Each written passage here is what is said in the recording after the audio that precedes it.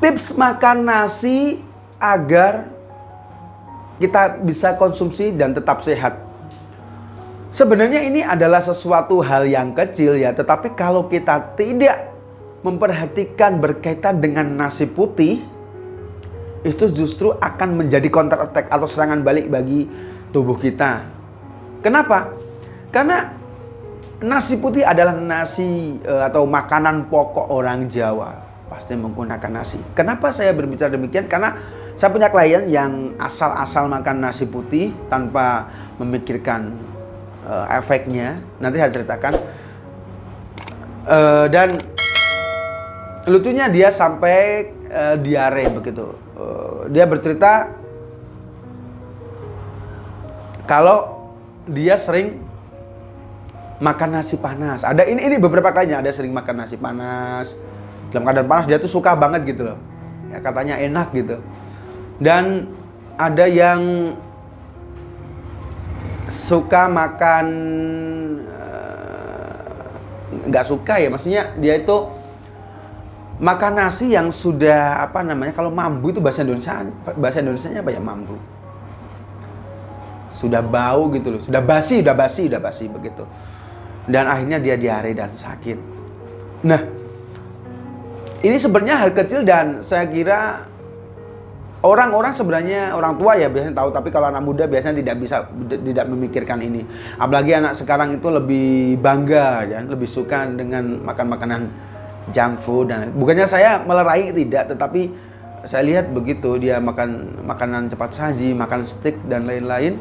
Dan ketika dia di rumah, dia tidak begitu memikirkan hal berkaitan dengan nasi. Jadi dia asal konsumsi saja tanpa tahu efek sampingnya.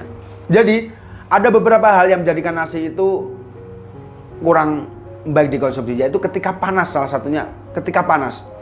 Ketika Anda mengkonsumsi nasi dalam keadaan panas, ini akan menjadikan kurang baik pada gigi Anda. Maka dari itu ada orang tua yang paham, pasti diademke dulu. Ditunggu sampai tidak panas lagi, begitu sudah normal suhunya begitu, tidak panas, tidak dingin, baru dimakan. Jadi ada unen-unen orang tua. Aja mangan sego utawa opo sing ije panas mundak gugus untumu. Jadi jangan makan nasi yang masih panas, nanti akan merusak gigi kamu begitu. Jadi ini benar dalam dokter benar. Jangan sampai memakan nasi yang panas-panas. Di samping itu juga tidak baik bagi tenggorokan, tidak baik bagi usus-usus kita, karena dalam keadaan panas kita konsumsi dan organ-organ kita itu kaget menerima panasnya itu begitu. Jadi diamkan dulu sampai suhunya normal. Kemudian memakan nasi yang tidak udah basi. Kalau Anda memang punya nasi tadi malam dan sorenya tuh sebenarnya sudah tidak usah dikonsumsi lagi. Karena apa? Karena kalau Anda konsumsi dan dalam keadaan basi, itu nanti bisa menjadikan Anda diare atau sakit perut, atau tubuh Anda bisa benar-benar sakit. Dan kemudian adalah dalam keadaan normal, suhunya normal, tetapi kalau sampai tidak ditutupi itu akan menjadikan tidak sehat. Kalau di kamu ada namanya lengit atau ada lalat juga, nanti hinggap, karena lengit atau lalat itu suka menghinggapi kotor-kotoran. Jadi kalau sampai dia menghinggap di nasi Anda, itu akan menjadikan bakteri-bakteri banyak dan bisa menjadikan Anda sakit atau diare begitu.